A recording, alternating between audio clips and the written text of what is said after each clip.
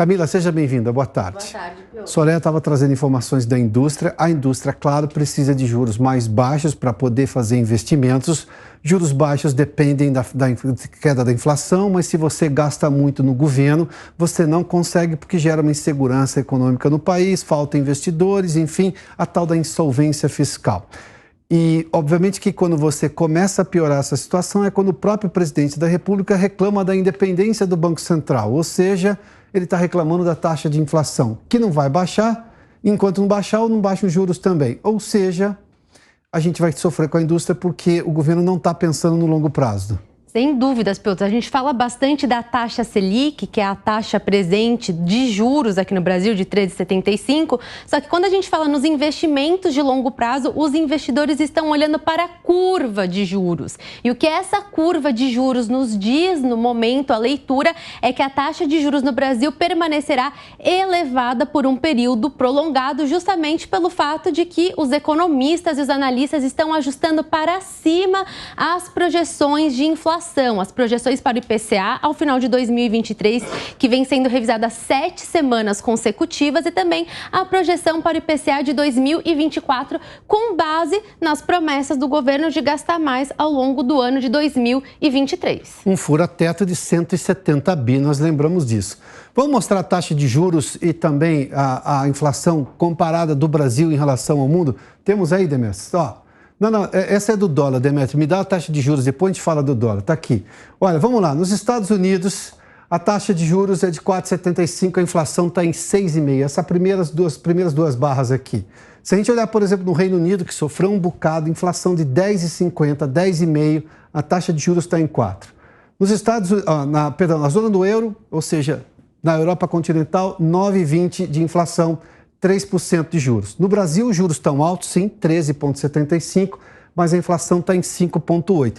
E esses juros cairiam este ano. Camila tem falado isso desde desde o ano passado, porque essa era justamente a ideia. Mantida a responsabilidade fiscal com a inflação em queda, cairiam também as taxas de juros. Só que o governo decidiu gastar muito mais com irresponsabilidade fiscal. Os juros tendem a permanecer como foi decidido no Copom quarta-feira. Exatamente. E o Copom ainda deu um recado adicional, Piotr, que não hesitará em elevar a taxa de juros se esse movimento de correção do IPCA não parar, a correção do IPCA para cima. Ou seja, se os economistas continuarem com um cenário ruim para a inflação, pode ser que o Banco Central tenha que voltar a elevar a taxa de juros.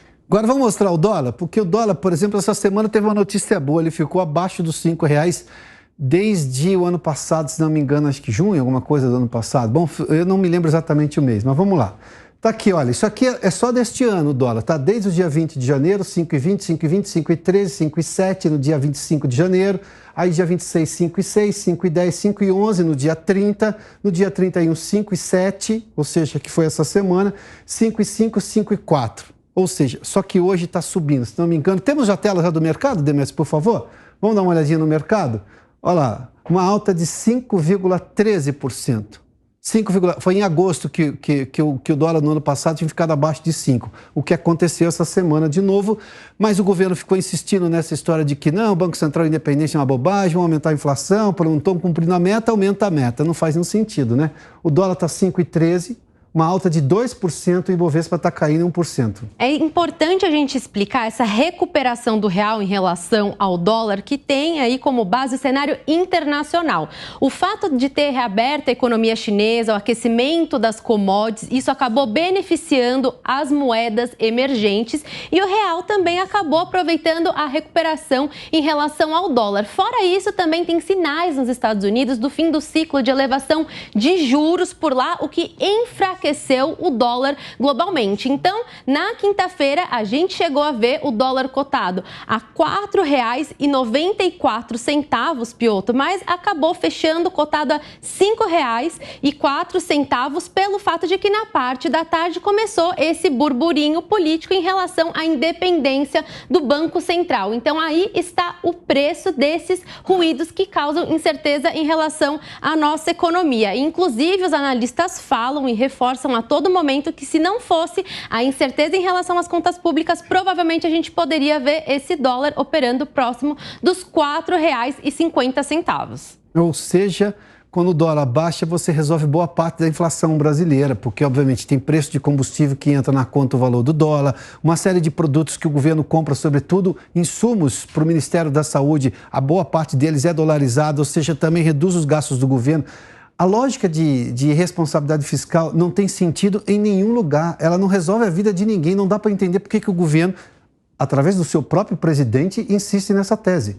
Exatamente, Piotr. Eles estão chutando o tripé macroeconômico. A gente tem aí a meta de inflação, a questão da responsabilidade fiscal e a taxa de câmbio flexível. Só que nesse momento o que a gente vê é que nesse tripé a perninha da responsabilidade fiscal não está funcionando, por isso não tem aí o equilíbrio e a taxa de juros não vai ter condição de cair tão cedo. E estão querendo chutar a perninha também da meta de inflação. Se tem meta é para cumprir, né? Senão não faz sentido, né? Não atinge a meta, eu vou aumentar a meta. Não faz sentido, é exatamente o porquê existe uma meta. É para tentar buscá-la, né?